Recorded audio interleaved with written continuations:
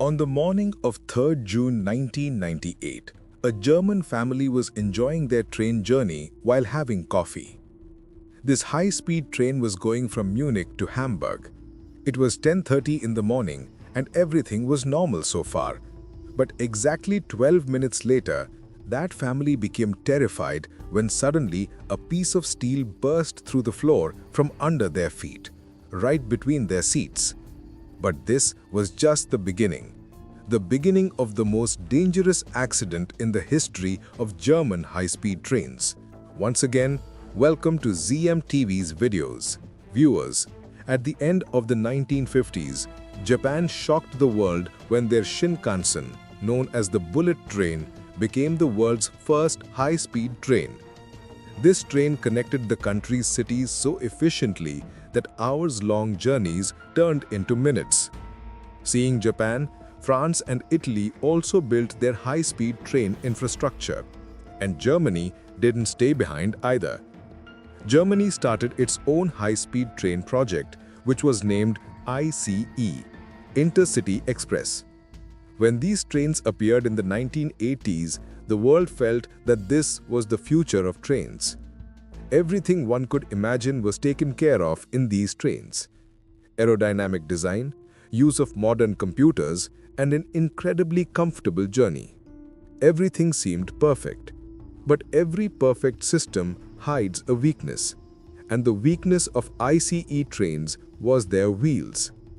The wheels of ICE Generation 1 trains were originally built in a monoblock design, meaning the entire wheel was made from a single solid piece of steel, which was strong, cheap, and reliable. But one issue was noticed in these monoblock wheels.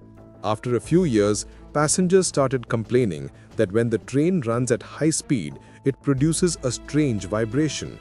In the buffet car where food was served, the glasses, spoons, and forks would start making noise because of this vibration. These vibrations made the journey unpleasant. When the engineers checked, the problem was inside the wheels.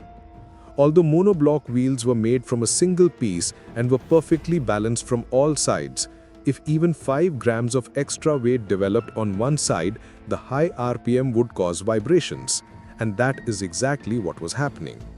High-speed friction caused uneven wear on some sides of the monoblock wheels, disturbing the balance. At low speeds, this wasn't noticeable. But when these unbalanced wheels rotated at 250 km per hour, the entire train began to vibrate. This is a common issue with any wheel.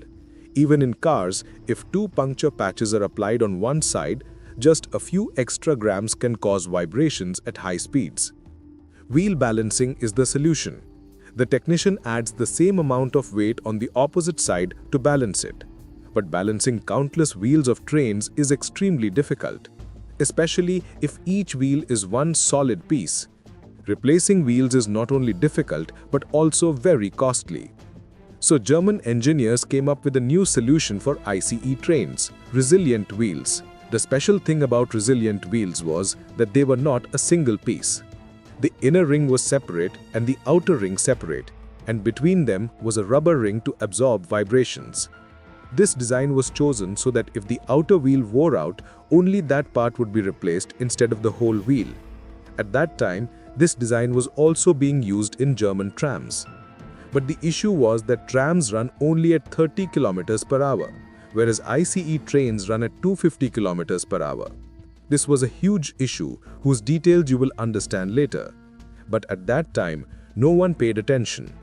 Executives approved the resilient wheel design without any testing, and in 1992, all high-speed trains were fitted with these new wheels. Everything went fine for a few years, but in 1997, Hanover's tram company Eustra discovered something shocking. They noticed cracks in their tram wheels. They replaced the cracked parts and informed Deutsche Bahn, Germany's national railway company, just to be safe. But since ICE trains had no vibration complaints at that time, Deutsche Bahn ignored this warning.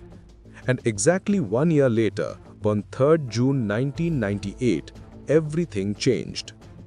At 10:30 a.m., ICE train 884 left Hanover station for Hamburg.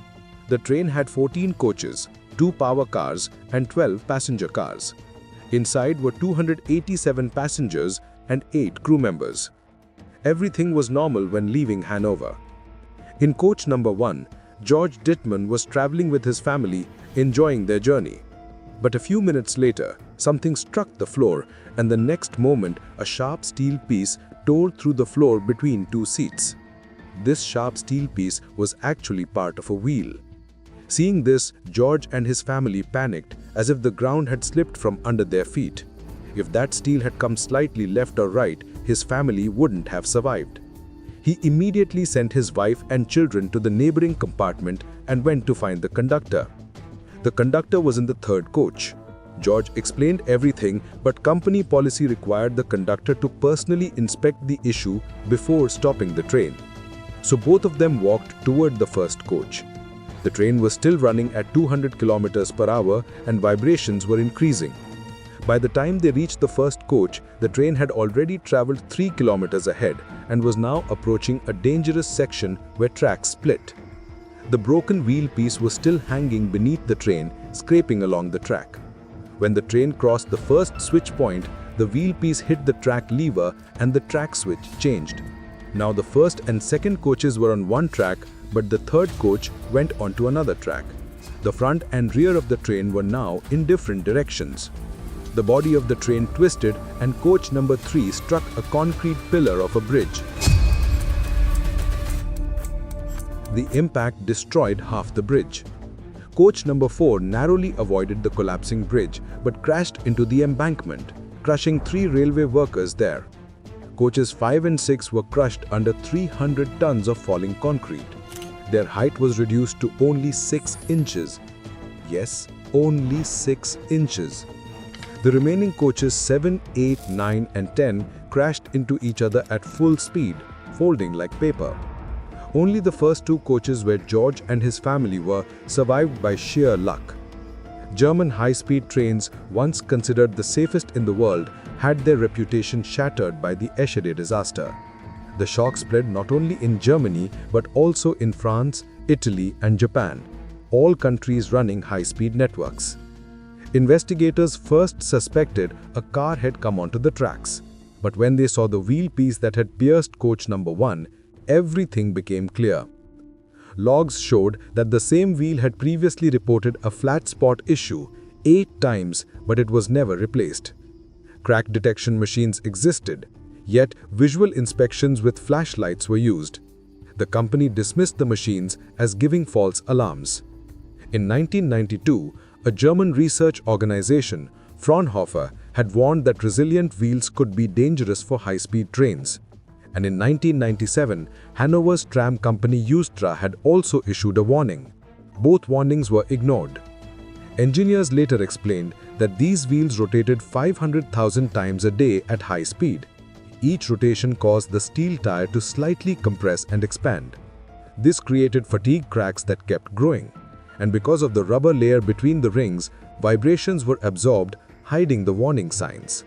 Finally, on 3rd June 1998, one wheel broke and caused such a massive tragedy.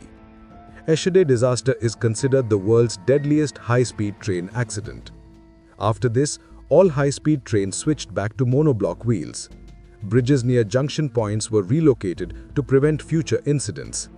Germany re-evaluated the entire rail system, replaced pressure-proof windows so they could be broken during emergencies, and today the Eschede disaster is still taught as a case study in German railway training centers.